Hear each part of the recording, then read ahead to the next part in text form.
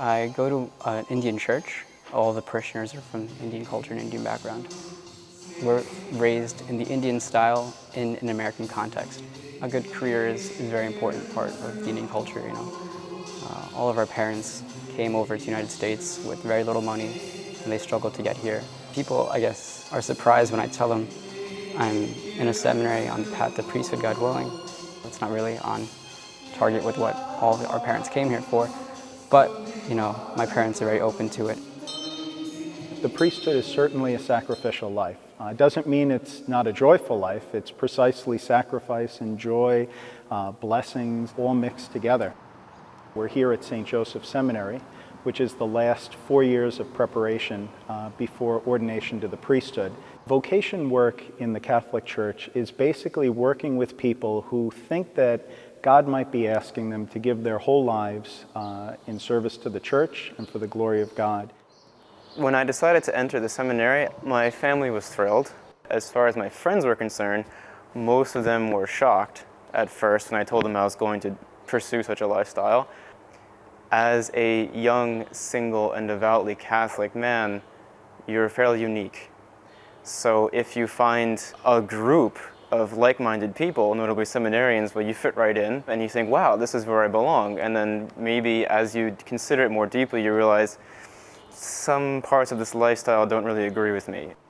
When I decided the priesthood was not for me, I had been looking into it and considering it for about a year, maybe a year and a half. What made me first think that perhaps I wasn't called to the priesthood was the fact that I fell in love.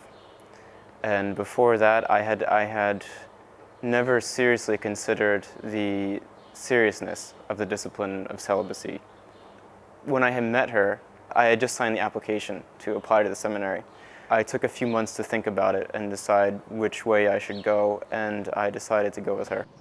I guess in every vocation, whether it's the married life, priesthood, religious life, or single life, there's going to be sacrifices. But there are also different graces that come along and different things that a married man can't do, like offering Mass and being able to give a child their first communion.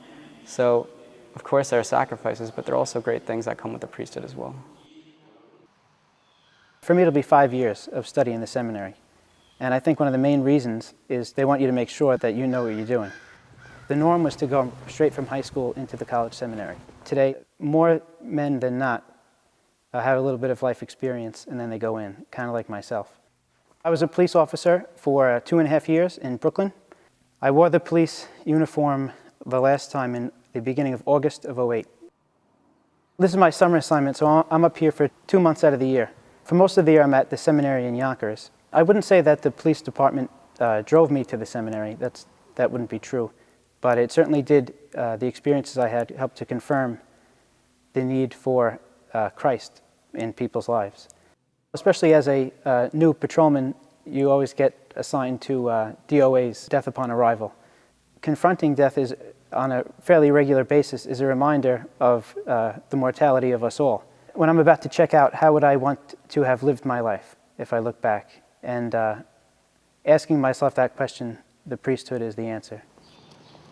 Right now, I feel a strong call to the priesthood, but during my seminary years, if I have a clear sign that this is not for me, then maybe I'll be a biological father and raise a family. Looking back on my life, I never really second-guessed it. When I first visited the seminary, it was like I had come home. It just felt right, not in a superficial way, but at the core of my being. The challenge really is to continue to live it day by day. So for some people, it's the doubts they go through. For other people, it's just staying the course and being true to what they believe God's asking them to do.